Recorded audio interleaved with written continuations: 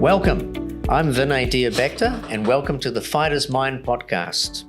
I'm the founder of Mackenzie Friend Professionals Limited, which is a company that specializes in training and supporting self-litigants when they're appearing in courts and tribunals.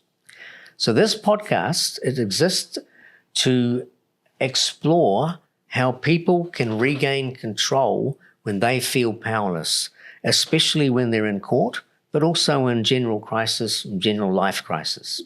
So today we're diving into the topic of winning on your own. What does that mean? So joining me today in court, joining me today in the studio is Clint Bowerman. He's a Mackenzie Friend. He's also a private investigator, and he's a strong advocate for self-litigants. So how do you do, Clint? Very well, Vinay. Thanks very much. So Clint, tell me your story. Well, professionally, I've been a private investigator from early 1988, and that's been the mainstay of my career of things to do, and since then, and had an active sort of social life and other interests, sports and arts and so forth, and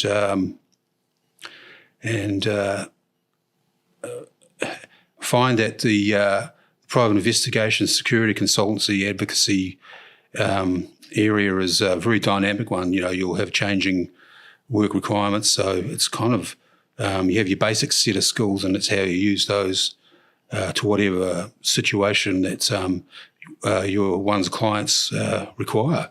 So you're an old hat at the private investigator work? Old hat, You've yep. been doing that for how many years now?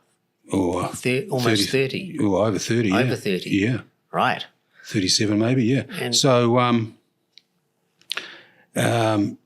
you build up a set of skills, and they get parked up for a while, then you redeploy those skills, and then you build more skills up.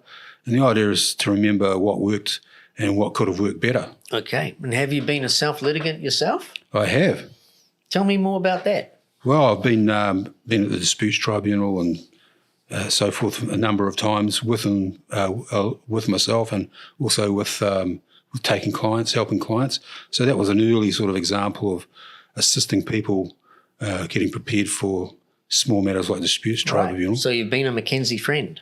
Without even knowing it. Without even knowing it. Yeah. And of course, we'll talk about that a little bit later on, but you've actually furthered your education as a Mackenzie Friend by doing my self-litigants course recently. Yeah, very good. Yeah. Brilliant. Before we get into that, tell me about your own struggles as a self-litigant. Okay, so the heavyweight stuff was resulted from a very difficult private investigation that also involved being a personal guard, and there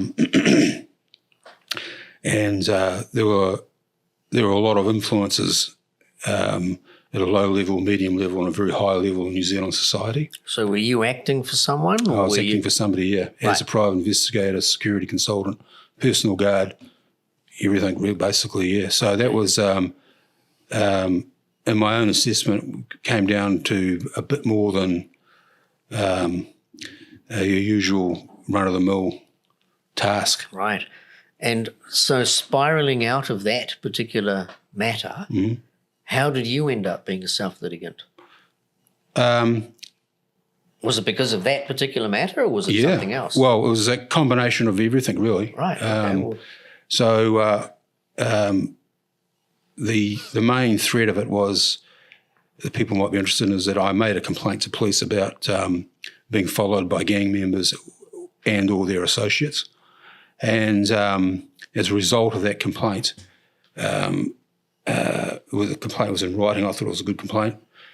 I possibly should have used the word hunch rather than more affirmative that I was. Perhaps it was my hunch there was, but I was dead sure that what was happening. So at the time you were dead sure that something was happening. What was happening? Being surveilled and personal property being interfered with. Okay. Well, it was a bit more than just personal property being interfered with, wasn't it? Well, I would include hacking and bugging and when my dog, a German Shepherd, found an electronic device, she was promptly kicked to death in the yard. So, so there was some serious intimidation going on there. Okay, so as a result of that incident, what did you do about it? Well, the incident culminated in after a large number of complaints to police. None of them were satisfactorily acted upon. Who made those complaints? Myself. Right. So they weren't satisfactorily acted upon. Mm-hmm. So what did you do? Just carried on and just sort of when the client left the country, that was the end of it. Okay. So what happened which found you as a self-litigant shortly Well, after the that? intimidation carried on partly because once these commands get into the criminal community, they have a different set of values. So, criminals will just carry on something for whatever they can think they're going to get out of it, and whatever they do get out of it in terms of value or money or whatever influence. As a result of my complaint and lot filed in 2018. These were the complaints made against the people following you? Yep. Intimidating you? Yep. Unknown persons. Who did you complain to? The New Zealand Police. Right. So as a result of that, what happened? It was forwarded to the area commander, a guy called... There's no need for me to know his name. Okay. Right. Okay, it's the area commander, and he promptly issued a letter saying that there's no basis to my complaint. Right. And he was said concerns for my mental health based on paranoia. Okay. So I wrote back to him, reaffirmed that I wasn't going to meet him to talk about mental health. I wanted to see the police investigate properly my complaints. So basically, just so I get this right, you had a case, you were acting for someone, that case sort of wound itself down, but emanating from that case, you felt that you were possibly being intimidated by people? Or there was an operation continuing, Yep, and so you were complaining to the police, but they weren't really, it seems as if they weren't really adhering to your complaint or taking it seriously? No. So what did you do as a result of that? Basically, it's what they did. They basically initiated the revocation of my firearms license because I'm a licensed firearms owner. Okay. So what grounds did they rely on to do that? Not in front of a proper person because they thought I had mental health issues. And that was because of the nature of the complaints, the wording of the complaints you'd sent them about these other people. So did someone read your complaint in the police and say, well, looking at this complaint, the way it's worded, we need to look into Mr. Bowerman and his fitness to have a firearms license? In a nutshell, yeah. Is that basically what happened? So it's like you make a complaint to the police and effectively the complaint boomerangs on you. Exactly what happened. Exactly what happened. Okay. So what happened then when your firearms were revoked? How long had you, just before you answer that, how long had you had a firearms license before that? Well, the continuum of that one, probably about 10 years. Right. And so had there been any issues with your license during that time? No. Right. So effectively what you're saying is that the only time it became an issue is when you wrote some letters to the police, nothing to do with your firearms or anything. It was something totally different. Yeah. But because of the nature of the way those letters came across and the wording, the spotlight was sort of put on you. As a standing man, I stood by my word. Yeah, but from what I'm gathering is the police must have read your correspondence and said that, reading between the lines, they needed to interview you as to the suitability of your firearms license. In fact, they didn't even interview you. They just revoked your firearms license. Is that correct? There was a doorstop attendance with four officers under a sergeant. Right. So they actually came over to your place and... Yeah, and the sergeant acknowledged that he seems to be all right, but we just disagree with his assessment of these people following him. Right. So as a result of that, you lost your firearms license.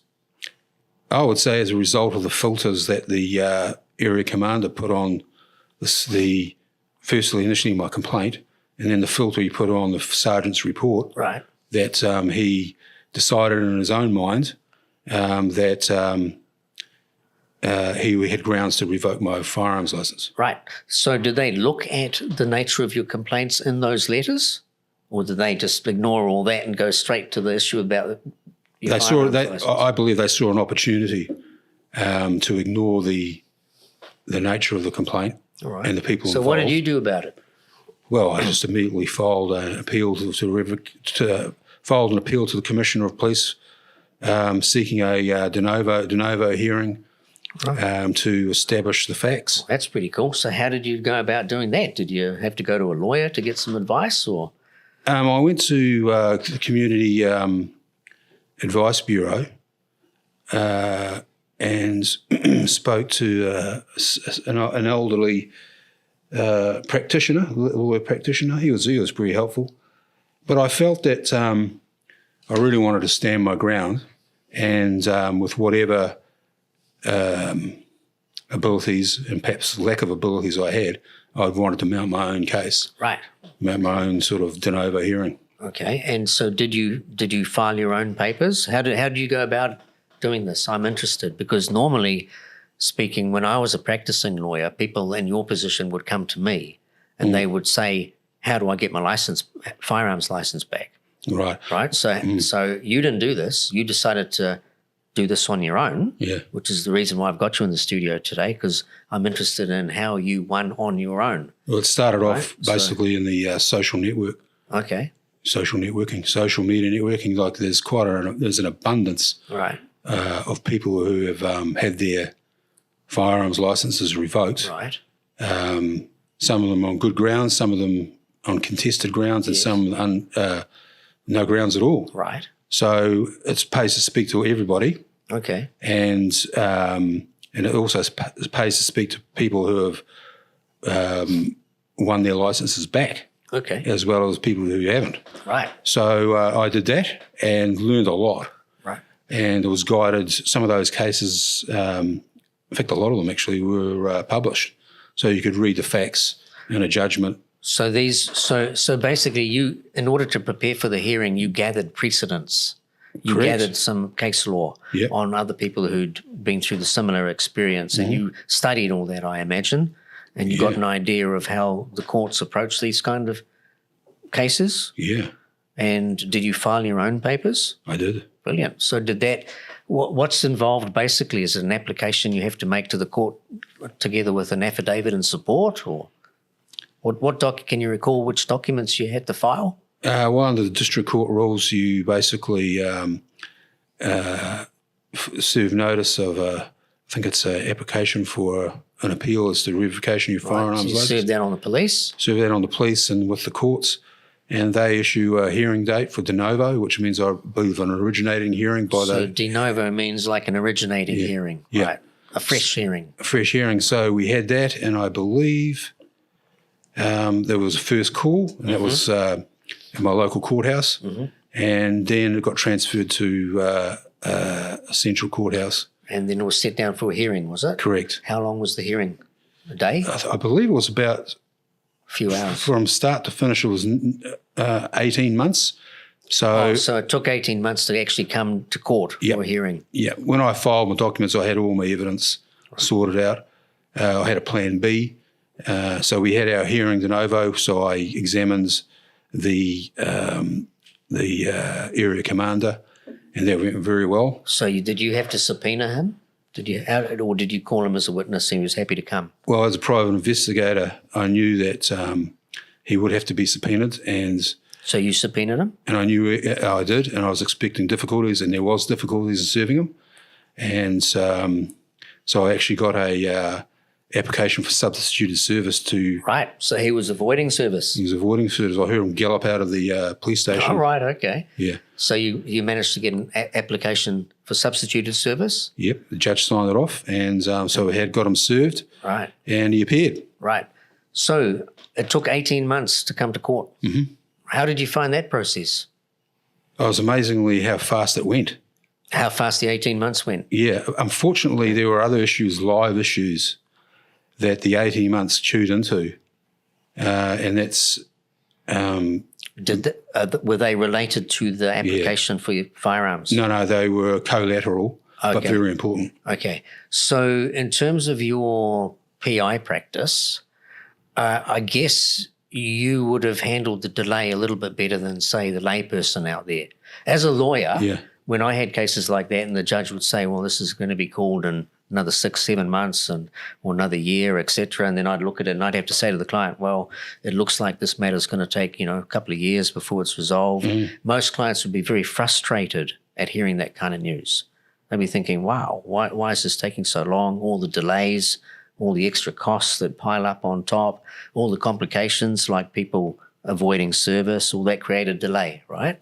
So how did you cope with that? Did you find that easy because of it's part and parcel of your practice? And did you treat this as like another file or? What I was amazed with was the lack of correspondence coming back from the police and the Crown. Right. So they weren't engaging me as a self-litigant, whereas if I had a lawyer, they would have engaged the lawyer a lot and to my expense. Yes. Like $2,000 a letter. So, I would have been, 10 to 20,000 is not an unusual fee for a hearing de novo. So for this kind of matter. For this kind of firearms so matter. you saved yourself 20 grand in legal fees, right? Conservatively. Mm-hmm. So that's well done. Okay. Now, even better, of course, tell me how the hearing went.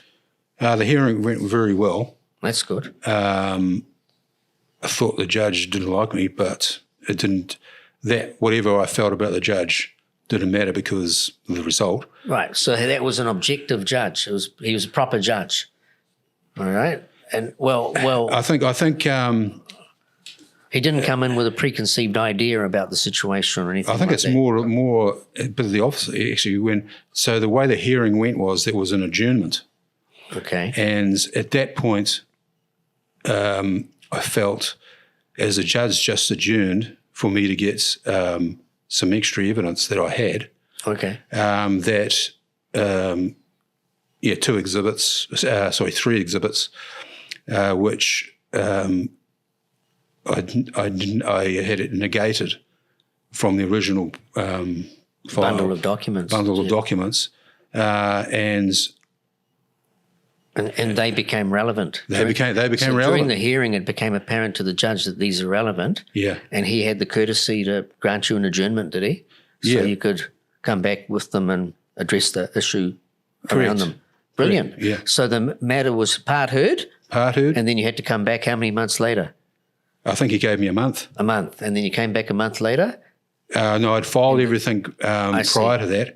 And then it was just a matter of... Right, so he gave directions that he wanted to see those documents, that you filed them. Yeah. And then after that, the hearing continued. Yes. Right. Okay, so for the adjournment, there was a hearing date. And due to the nature of one of the exhibits, the person producing the exhibits struck an arrangement with the judge. Right. That he would hand up the documents to the judge. Right. And the judge undertook that the evidence would not leave his person until he'd read it. So the judge was undertaking that the chain of evidence was not going to be broken in your case. Yeah. Right. So that was very helpful of the judge to do that. Some judges, of course, could get pretty ratty. When I was a practicing lawyer, judges in that situation, if the evidence wasn't 100%, could have easily just said, too bad, I'm not going to give you an adjournment, let's just box on.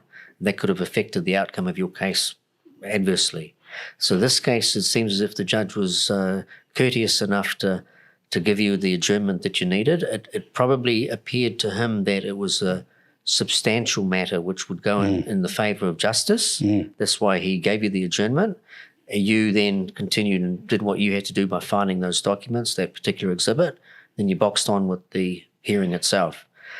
Correct? Correct. Now, when you had the hearing, you mentioned you had to cross-examine the commissioner himself, was it, or deputy commissioner? No, the area commander who was representing the commissioner. I see. And they weren't, from what you're telling me, they weren't exactly bending over backwards to help you with your application. He was avoiding service, so you had to get substituted service.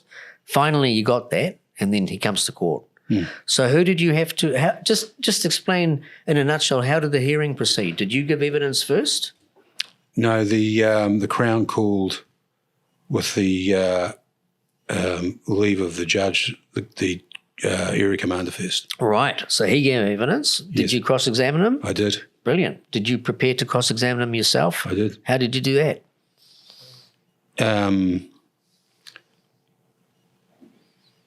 Based on experience I've done a lot of what they call barrister's clerk work, which is prepping witnesses for being examined of their evidence and then cross-examined, Right. and sitting in on a lot of trials. Excellent. So you had skills that you hadn't even realised until you had to put them to test here That's in your right. own case. That's right. Brilliant. Yeah. So, and then did the judge give an oral judgment at the end of the hearing? I thought he gave. Or was it a reserve judgment? Did he say? Oh, yes, no, he was reserved judgment until he got all the evidence, and there was some matter that I had to get some expert evidence Okay. as well as the confidential evidence. Yeah. Right. So it seems to me the hearing was a little bit fragmented. Mm-hmm. So you got the area commander, you cross-examined him, he gave evidence. Mm-hmm. You then cross-examined him. Did anyone else give evidence? No. Only For an the affidavit. prosecution, for the police? No one else? No. And then what happened after they had finished? Did you then have the opportunity to get up and Yes, give I evidence? took the box and then answered the questions from the Crown solicitor, Right. who was representing the commissioner. Okay. And so what was the nature of their their questions? It was a cross-examination of you. Was it hostile? How did you find the questioning? I found it pretty good. Yeah. I think What it was was- the line of questioning that Well, they I were think it was basically a sympathetic line of questioning, given the body of evidence that I'd already filed, and there I think the Crown Prosecutor is very experienced, and she might have expected there's probably more to come. But given he's a self-litigant, he's probably hasn't fully evaluated his evidential position. Right. And that So seems to be the case. So Did they do you a bit of a favour, you reckon? in my case, I was lucky to get a favour, yeah. Yeah, okay. Because what I'm gleaning here is because of the documents you did actually produce, they softened up a little bit. They softened their stance on everything. Yeah, definitely softened them up, probably made them a little unsure. They probably were expecting, if I had a lawyer, that would have been, the evidence would have been edited succinctly. The judge did say that I filed a lot of initial information in an affidavit form, possibly too much, but that's typical of a self-litigant. Right. So overall, do you think you ended up doing better as a self-litigant, or do you think if you'd had a lawyer, how would it have gone? How would it have transpired? At that level, yes. Yeah. I think I did. I think it was good. So as a self-litigant, you look back at the matter now and think that, in fact, that was probably a better option to adopt than actually getting a lawyer. It can be a trap to have that scenario, but in my situation, in that situation, Yeah. I was able to be my own Mackenzie friend, basically. Right. Okay. So, it worked for me. Brilliant. And at that level. So, yes, at that level. So, of course, now, how many years down the track are we? 1, 2? When did this hearing occur? 2019, I got the final judgment back. Right. Okay. So from 2019 to now, is there anything you'd do differently now in the hearing? What you know now? If I was advising somebody else as a Mackenzie friend, Yeah. I would say, well, this is what I've learned. Yeah. And what I've learned is basically, don't be afraid of the police. Right. And don't be afraid of a policeman's assessment, and do not be afraid of the statutory obligations of a New Zealand Commissioner of New Zealand Police. Okay. So, Mackenzie friends, you've learnt a little bit more about them now since that case. Yeah. Of course, I mentioned that last week I had the privilege of being able to train you in my self-litigants program. That's a 3-day program. How did you find that? I found it great. I found that it's going to be helpful to a lot of people. I would be cautious about saying it's not going to be the silver bullet, particularly in civil matters where it's quite complex, not as cut and dried as a criminal matter or a firearms matter, or a tenancy matter, a small claims matter, the tribunal sort of stuff. Yes.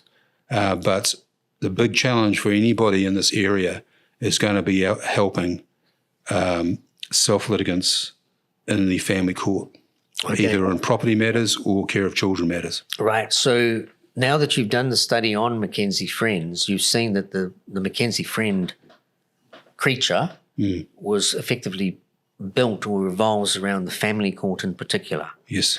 So is it your view that the Mackenzie Friends should focus mainly on family court matters?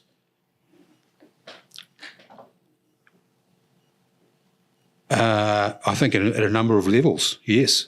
One level is the actual hearing and preparation for the hearing, and maybe helping people sort of avoid going to court. So there are different stages here, aren't there? Yeah. So there's possibly Mackenzie Friend could become helpful when someone is about to go, before they go to the family court. Yeah. That's first stage. They can help them out of the court. They can help them in court. Yes. And then after the hearing too. So they can sort of hold your hand all the way through. Yes, that's correct, yeah. And as a result of your experience, now that you've done the Mackenzie Friend training, would you be in a position now to help other people who are self-litigants, especially if they have firearms issues, because you've been through that yourself? How do you feel in terms of confidence and being able to help them? It depends on the individual. Yeah. First thing you explain to people is, I can't do the hearing for you, but I can help you if you have the confidence, or if you feel as though you have the the drive to do the research, to take advice, and to file documents, stand up in a court and hold yourself up, and in particular hold your character up as a fair and reasonable person, as you always have been, to have a firearms license. Right. And to be able to explain the circumstances in a logical, probative way to the court about why you are a fit and proper person to maintain your firearms license despite what the Commissioner of Police is saying. Well done. So congratulations. So you did it the hard way, because you didn't have a Mackenzie Friend, did you, or anyone to support you through this? Yes, possibly because I was feeling pretty isolated anyway, and that comes down to the environment that one finds oneself into. And it seems to be quite prevalent in society now that people get isolated and become vulnerable to falling over. So 2019, that was COVID times? We're about to go into COVID? About to go to COVID, yeah.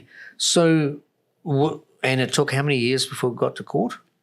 I think a year. The final decision was, I think it was about 18 months. About 18 months. So the judge did say that was a good timing result. Right. So I'll take his advice. Right. Yeah. And so in terms of your own mental health during that time, and how did you cope with it? I mean, I'm gleaning that you were on your own during this period, and not only in life. Yeah. Right. So it was like, we're going into COVID, we're going into all those issues that the country experienced. On top of that, not only you were experiencing that, you're on your own. On top of that, you've got your court case, which you are preparing for you on your own. And effectively, I'm reading that was a battle that you endured on your own. I had close family that really helped, so that was good. How did they help? Was that through support, or was that from a technical point of view? Or was it just generally because they were family and they knew you were going through something? Yeah, no, exactly. Good. So you had some support. I had some support, yeah. But in terms of the actual technicalities of the case, you did this on your own. I did. And you won it on your own. Yeah.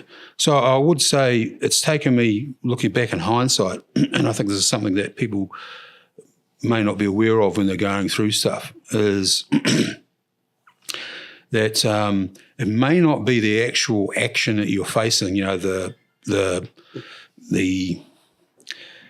problems that you're facing, but it's the evaporation of one's environment without knowing it that can be really depressing.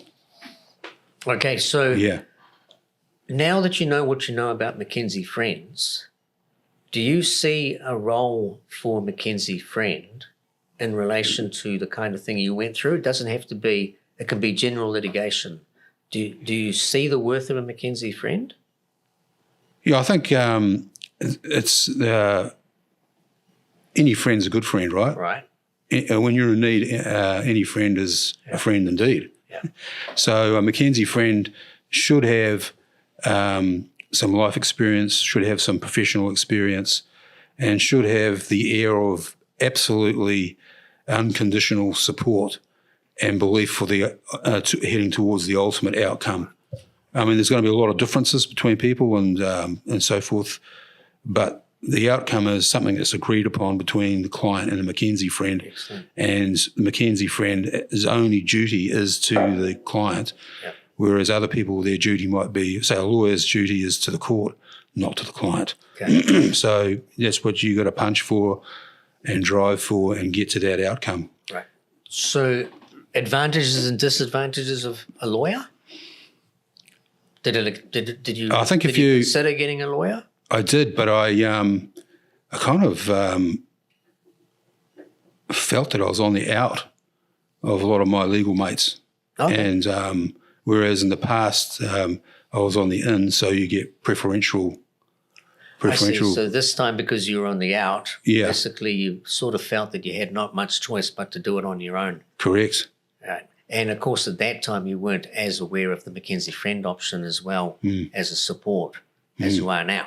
And I would say that most of the lawyers I know are barristers, and they might not appreciate this. They might not like what I've got to say or believe what I say, but there's an incredible amount of pressure put on particularly criminal barristers and high-end civil barristers, and the legal profession is suffering from this kind of coercion and pressure to conform with whatever comes down from Parliament through the courts. Okay. So with your experience as a McKinsey friend and as a self-litigant, would you recommend to others to go down the same pathway you went? To be a McKinsey friend To training. be a self-litigant? So I would. Yeah. So I would. Yeah. With your organisation, it's a network, and the network is, I can call you, I can call some of your friends, and just run stuff by them. And same with me, you can call me, and I will just divulge anything that I know. You can have everything I know. You can have for free. It's when we have to do something that fees are available. So it gives you that more comfort, doesn't it? Yeah. Right. Rather than having a lawyer, which makes you a bit more nervous about every time you pick up the phone, how much you're going to be charged. Yeah, especially with major high court matters, and they're tricky. It's a team effort. Brilliant. It's a McKinsey friend team effort. Excellent. Well, I'm glad to see that you're motivated about that, and I'm very pleased to hear that you won your case. Yeah. And you learnt a lot out of it, obviously, and I believe that you're going to be able to impart a lot of that knowledge onto others in the future. Yeah. So, well done. This chat has been very helpful. If you find it helpful, inspirational, if you also find it something that is so insightful, and perhaps that you're in a position similar to Clint was, where you may have to deal with your own case, well, give me a call at McKinsey Friend Professionals. Let's see if we can help you in any way to make sure that you ultimately win and you do it cost effectively. Well done. Thank you.